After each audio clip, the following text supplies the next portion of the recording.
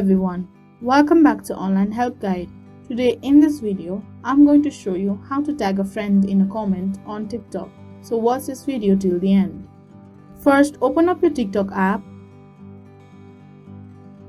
Simply go to the video that you want to tag your friends in.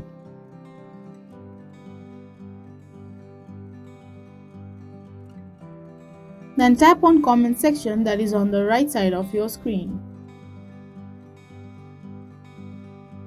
Now tap on add comment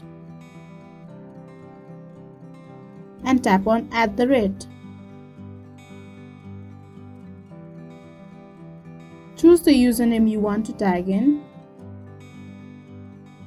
Then tap on the red upwards arrow. So that is how you tag your friend in a comment on TikTok. Thank you for watching Online Help Guide. Hope this video was helpful. If it was, then hit the like button and comment down if you have any questions or feedback. Also, if you are new to our channel, subscribe and hit the bell icon on our channel so that you don't miss our upcoming videos.